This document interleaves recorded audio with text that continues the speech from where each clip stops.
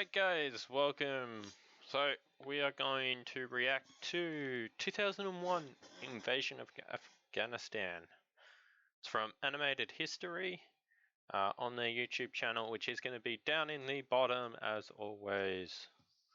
Remember to go check them out, and if you like their content, leave a like and a subscribe. It's like right here. If you want to see more of these videos, just leave a like down the bottom there and leave a like down the bottom there and slap that subscribe button. So let's get into it. On the frigid slopes of Takur Ghar in southern Afghanistan, a team of Navy SEALs are engaged in combat. As they struggle to make progress through the knee-deep snow, Taliban and Al-Qaeda insurgents open fire on them with rifles and machine guns. With most of the SEAL team already pinned down, Master Sergeant John A. Chapman takes the initiative, pushing forward up the slopes and drawing fire away from his comrade. Yeah, let's stop this. What they're talking about here is what happened on this day was actually the first Medal of Honor ever recorded on camera. So, what happened was he broke away. There was a UAV in the area surveilling what was going on. It's not very well captured, but it is the first Medal of Honor ever captured on video while the action is being performed. Okay, so that's what they're going on about here with Bunker 1, Bunker 2. Encountering an enemy bunker, he eliminates the occupants in a deadly close quarters firefight. Even as the SEAL team leader pushes up the mountain to assist him, Chapman emerges from the bunker and engages the second enemy position, sustaining several direct hits in the process. Although he will succumb to his wounds before medical help can arrive, his heroic actions saves the lives of his squad mates, earning him a posthumous Medal of Honor. Yeah, so one day we might do a reaction video to that one as well, just so you guys can see about it. John A. Chapman was just one more name added to the list of men who died in the pursuit of justice over September 11th, a date forever seared into the American consciousness. On that infamous day, 4 planes were seized by members of Al-Qaeda. While one was diverted from its target by the heroic efforts of its passengers, the other 3 would go on to strike the Pentagon and the World Trade Center, inflicting nearly 3,000 casualties in the worst terror attack to ever occur on US soil. But even as rescue teams began picking through the rubble, a cry for vengeance went out, resounding across the wounded nation. No matter who was responsible, this attack would not go unanswered. From the start, U.S. intelligence operatives had one chief suspect in mind: Osama bin Laden, head of Al-Qaeda and former member of one of the wealthiest families in Saudi Arabia. Bin Laden was already a suspect in the bombings of 2 U.S. embassies in East Africa, and the Clinton administration had made several efforts to apprehend or assassinate him in 1998 and 1999. Unfortunately, bin Laden was a wily opponent, seemingly capable of escaping from any trap. But with the international spotlight now firmly on Al-Qaeda's activities after the 9/11 attacks, pressure began to mount on their primary supporters in the Middle East, the Taliban. While the US was still mourning its dead, President George W. Bush issued a stirring ultimatum to the Taliban, who were the de facto rulers of Afghanistan. His message was clear and succinct: expel Al-Qaeda and turn over bin Laden, or we will smash your illegal regime to pieces and dig him out of the rubble ourselves. The Taliban stubbornly refused, and so the stage was set for yet another bloody conflict in the Middle East. But before we discuss the 2001 invasion, let's take a few minutes to establish some context. Historically speaking, Afghanistan has been one of the most tumultuous and unstable regions on Earth. Isolated from its neighbors by the tall peaks of the Hindu Kush, it remained a land of nomadic cattle farmers and tribal fiefdoms well into the 20th century. Any real developments in modern infrastructure were rudely interrupted by the 1978 Communist Revolution, which led to a Soviet invasion 1 year later. As the new frontline of the ongoing Cold War, Afghanistan received immediate attention from a plethora of state actors, including the United States, Saudi Arabia, and most importantly, Pakistan. Yeah. Ever since it gained independence in 1947, Pakistan has had good reason to meddle in Afghanistan's affairs. Much as Germany in the 19th century devoted its diplomatic efforts to prevent an alliance between France and Russia, Pakistan has invested huge amounts of time and resources into preventing Afghanistan from establishing ties with India. Such a union would isolate Pakistan, leaving it vulnerable economically and militarily. During the Soviet invasion of Afghanistan, the Pakistani Inter-Service Intelligence Agency, or ISI, anonymously funneled money and equipment from the CIA and Saudi Arabia to guerrilla forces in Afghanistan. The largest of these forces was the Mujahideen, a diverse group of tribal warlords and jihadists with little in common besides the shared goal of driving out their foreign occupiers. Using Afghanistan's mountainous terrain to their advantage, the Mujahideen waged a successful campaign of guerrilla warfare against the USSR. When the Soviet Union was forced to pull out of the country in 1989, it led to the total collapse of the not-so-democratic Republic of Afghanistan just 3 years later. It was during this period that the Taliban first came to prominence. Consisting of ethnic Pashtun students from traditional Islamic schools, the Taliban initially seemed a preferable alternative to the Mujahideen, who are now busy fighting amongst themselves. Taking advantage of this chaos, the Taliban stormed onto the international stage. They captured the capital of Afghanistan, Kabul, and set up the Islamic Emirate of Afghanistan. This oppressive, totalitarian government would be officially recognized only by Saudi Arabia, the United Arab Emirates, and of course, Pakistan. Under the new regime, Afghanistan quickly became a safe haven for terrorists, drug traffickers, and slavery rings. By 1999, the country was exporting at least 4,000 tons of opium poppies, 75% of the world's supply. This was often the sole source of income for Afghan villages, ensuring that support for the Taliban would continue despite their brutal interpretation of Sharia law. This made the country a perfect hiding place for Al-Qaeda and Osama bin Laden. This one's the perfect gift for the friend who's been getting a little too comfortable during quarantine. Maybe your son.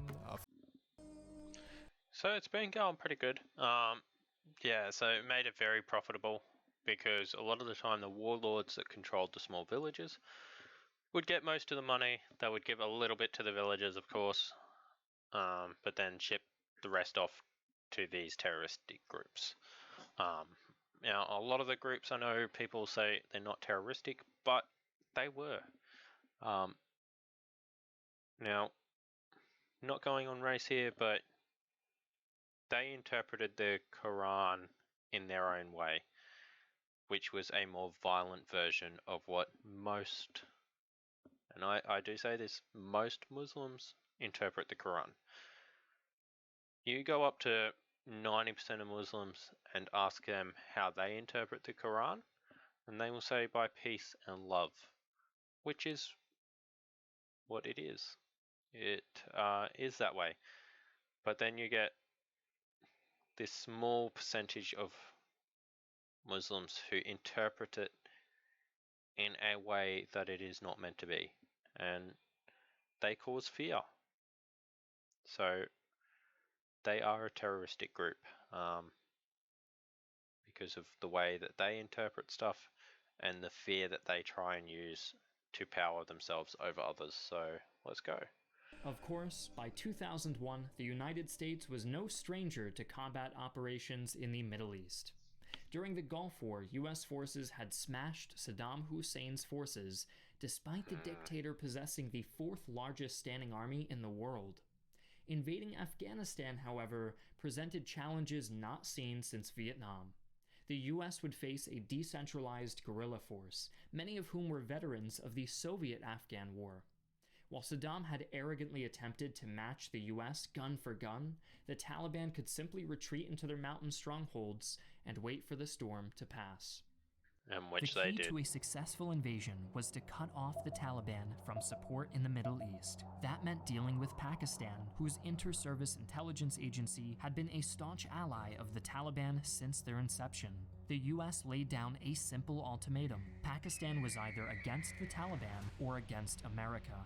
When the leader of the ISI implored Deputy Secretary of State Richard Armitage to consider the complex history of the situation, Armitage simply replied, "No, the history begins today." Pakistan formally renounced its support for the Taliban on the 15th of September, just 4 days after 9/11. The next step was to establish contact with the sole opposition group to the Taliban left in Afghanistan, the Northern Alliance. Operating out of the remote Panjshir Valley, the Northern Alliance was chiefly composed of former Mujahideen who had agreed to set aside their differences and present a united front against their enemies. On September 26th, an 8-man team of CIA agents operating under the codename Jawbreaker arrived in the Panjshir Valley. Their purpose was to secure the cooperation of the Northern Alliance, a task made considerably easier by the $3 million in cash they had brought with them. Jawbreaker was then joined by Task Force Dagger, which began providing equipment and training to the Alliance militia. 10 days later, the US-led coalition of nations launched an aerial bombing campaign. Taliban fighters all across the country had their morning prayer routines rudely interrupted by thousands of pounds of US ordnance raining down on air bases and military infrastructure. Within 24 hours, the Taliban's air defense network was obliterated, and ground forces were cleared to move in. The coalition was made up of men from several nations, including the United States, United Kingdom, Australia, Canada, and New Zealand. But at the start, only the US and the UK were directly involved. Additionally, Special Forces units from dozens of countries were involved in Australia the invasion. did The first send over Special SAS. Forces squads were inserted into the Panjshir Valley via the which same did go route over and taken assist by in the the initial Jawbreaker invasion. team. So There, they met with the overall commander of the Northern Alliance, Fahim Khan, and began a long and arduous trek through the mountains to the Taliban-controlled city of Mazar-e-Sharif. Simultaneously, members of the 75th Regiment of U.S. Army Rangers airdropped onto an airstrip southwest of Kandahar. Thanks to skirmishes with the Northern Alliance closer to the city, only a single unfortunate Taliban soldier had been left as guard. With that airstrip secured as a forward operating base for later operations, the assault on Mazar-e-Sharif began on the 9th of November. The Taliban had entrenched around the city, but their fortifications only prolonged the inevitable. After the U.S. Air Force spent a few days bombarding the defenders, 2,000 Northern Alliance fighters, led by General Abdul Rashid Dostum, stormed the city to mop up any remaining resistance. After a battle that lasted only 90 minutes, 700 Taliban fighters had been killed or captured. The Northern Alliance suffered fewer than 50 casualties. The fall of Mazar-e-Sharif came as a major shock to both the Taliban and U.S. Central Command. Both parties had assumed the city would resist for months and require a long period of brutal street fighting to liberate. But now, the road to Kabul lay wide open, and the Northern Alliance wasted no time advancing south towards the capital. To their astonishment, the Taliban offered no resistance, and Kabul fell only 3 days later. This pattern continued for several weeks. Conventional resistance was all but pointless. U.S. air power was absolute, and moving in the open was a death sentence. The largest battle fought during this period was at the city of Kunduz, where 5,000 Taliban and al-Qaeda soldiers were besieged by coalition forces for 12 days. During this time, the 75th Ranger Regiment conducted assaults on Taliban camps in the mountains around Kandahar. America was sending a strong message. Their forces could be anywhere, at any time, with no warning. There was nowhere to hide. However, despite all progress, things were about to take an abrupt turn for the worse. On November 25th, a prisoner revolt broke out at Kala-e-Jangi, near Mazar-e-Sharif. Over 600 Taliban and al-Qaeda POWs seized the fortress and its armory, which included heavy weapons such as machine guns and rocket launchers. Although the revolt was eventually crushed, the body of CIA agent Johnny Michael Spann was recovered from the rubble. he was the first American killed in Afghanistan as a result of direct combat. Meanwhile, the siege of Kunduz ended with the Taliban surrendering en masse. However, many of their leaders were mysteriously absent when the city fell. It is suspected that they were airlifted out of the city by the ISI shortly before it fell. This incident, known as the Airlift of Evil, is one of the most controversial of the whole war, and symbolic of the complicated political game being played out in the background of the invasion. Yeah, and to note on this airlift that supposedly occurred, Pakistan denies it, of course, and all that. But the biggest problem with it is a lot of these high-ranking officials were later found in Pakistan. So how do you explain it? They say they didn't lift them out, and yet they're just in their country? Went from the city to their country via teleportation. November's operations saw the rise of Hamid Karzai, future president of Afghanistan. Using a small guerrilla force backed up by coalition troops and air support, Karzai liberated the town of Tarankot on the 15th and defended it against a Taliban counterattack. Local militia then flocked to Karzai's banner, swelling his ranks to over 800 men. On December 6th, Kandahar, the Taliban's last major stronghold in Afghanistan, came under siege. The city had already been the target of coalition bombing campaigns and had been hit by a wide variety of ordnance, including Tomahawk cruise missiles. We've got another ad come up. We're just going to skip through that. There we go. Okay. Now surrounded on all sides, the defenders decided that negotiation might actually be preferable to death after all. In the end, the biggest obstacle US forces faced was a friendly fire incident that saw a bomb dropped near Hamid Karzai's position, lightly wounding him and killing 3 American soldiers. Despite this, negotiations were successful, and Kandahar surrendered on the 7th. With this victory secure, Hamid Karzai became Afghanistan's new president, which marked the end of the Taliban regime, although there was no sign of Osama bin Laden or most of al-Qaeda's leadership. US intelligence speculated that they fled to Jalalabad, and the coalition mounted a swift pursuit. But then, the terrorist forces withdrew to one location everyone had hoped to avoid, the infamous White Mountain Cave network known as Tora Bora. Not wishing to repeat Soviet mistakes, coalition leaders decided to rely on local Afghan troops for the assault. Using money provided by the CIA, they recruited 3,000 militia and sent an Army Special Forces team, Operation Detachment Alpha 572, to advise and support them. Initially, things seemed to be going well. The militia were able to take the mountain slopes, and airstrikes were called on every insurgent, suspected insurgent, or suspicious patch of grass in the area. Fighting in the caves proved harder, and the Afghan militia was not as well suited to the task as their CIA handlers had assumed. In fact, the militia leader was persuaded to open negotiations with the terrorists. During the brief ceasefire that ensued, most of al-Qaeda's leaders, likely including bin Laden, escaped into Pakistan. Although deeply frustrated by their failure to capture the primary objective of the invasion, coalition leaders tried to remain positive. Afghanistan was now nominally free from Taliban rule, and the democratic process seemed to have resumed. Aid workers and relief supplies were pouring in, and it had cost the West fewer than 100 casualties.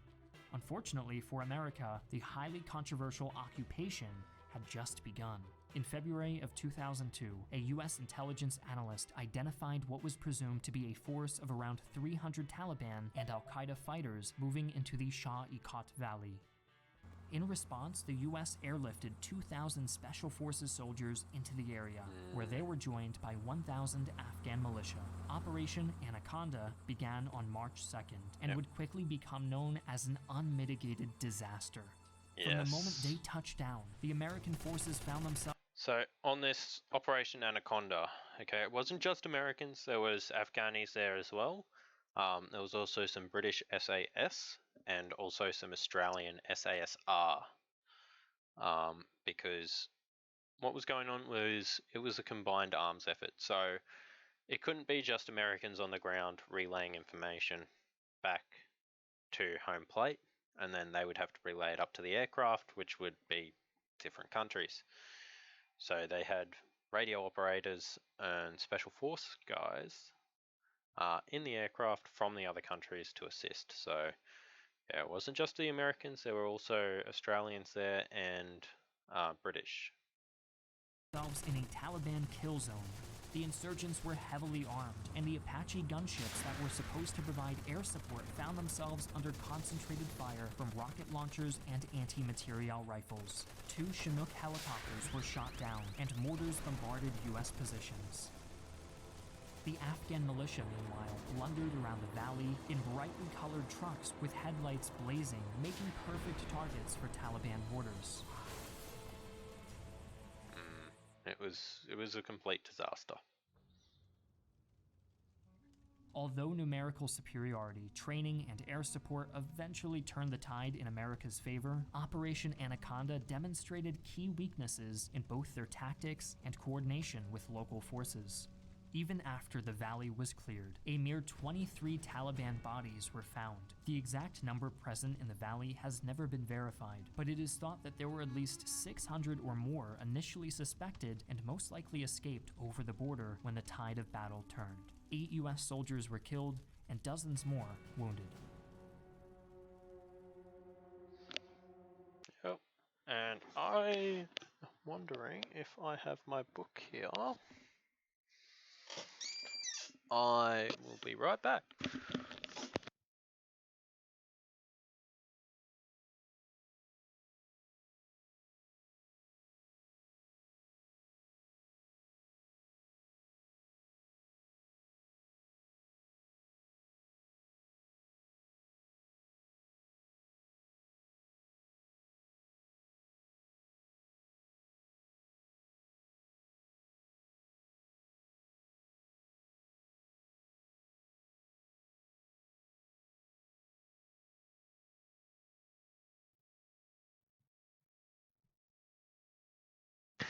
So yes, I have read up on Operation Anaconda a bit, and so a good one is 18 Hours. Now, this book is about a soldier named Jack Wallace, and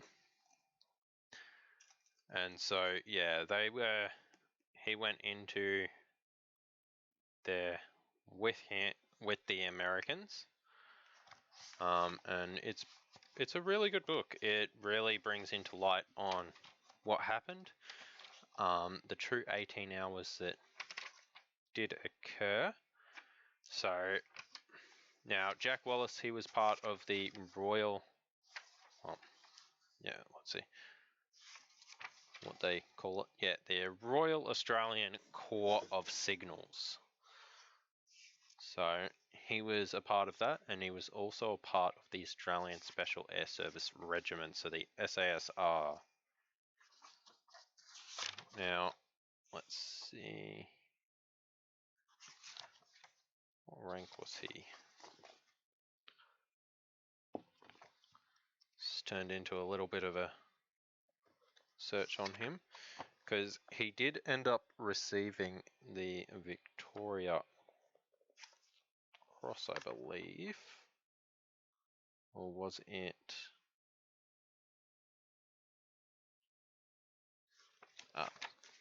So yes, my apologies. It's not the Victoria Cross. He got the Medal for Gallantry.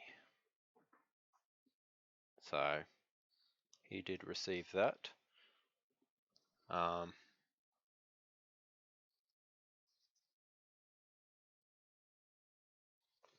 So yes, and he is trying to find his rank.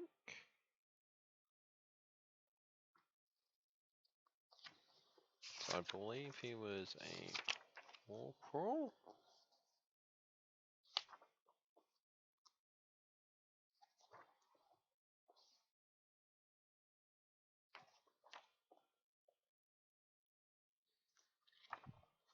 Yeah, can't find his rank at the moment. So I'd probably have to just search that up. But yes,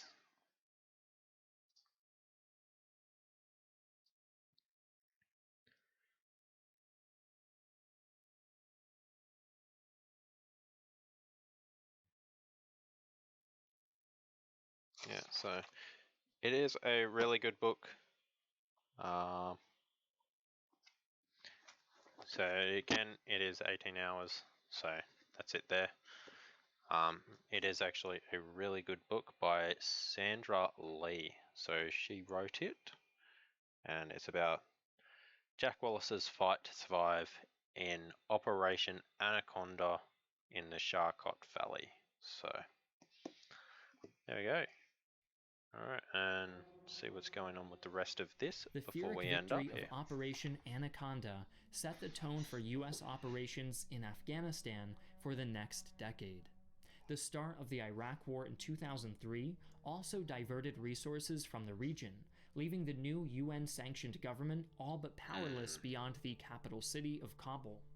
Most importantly, Osama bin Laden remained at large, his whereabouts unknown and his debt to the American people still outstanding. The manhunt for the notorious leader of Al-Qaeda would continue long after news from Afghanistan stopped making headlines. We'll be covering the end of that manhunt next week with our video titled Operation Neptune Spear. As the US prepared for the invasion of Afghanistan, data security was a top priority. Even a small, seemingly insequential leak might have provided the enemy with key insight into the American battle plan. Fortunately, you don't have to rely on organizations like the CIA in order to protect your identity online. Instead, services like NordVPN are available to protect your data with military-grade encryption. With 5,468 servers in 59 countries, NordVPN allows you to securely surf the web anywhere in the world on up to 6 devices. Since it's NordVPN's 8th birthday, every single buyer of a 3-year plan will not only receive one additional month for free, but also a special surprise gift by going to nordvpn.org/history or by using my coupon code at checkout. There you go. Sorry about that, I'm a little bit tired. So, yep, and there we are. So, that is some beautiful animated history right there. It has been great to watch and to put my little insight on. And we're going to end it there. So, I will catch you guys next time. Don't forget to like and subscribe if you want to see more content like this. And as always, all the information on the video, the links to the original video are all going to be down below. So there you go. And I will see you guys next time. Once COVID hit.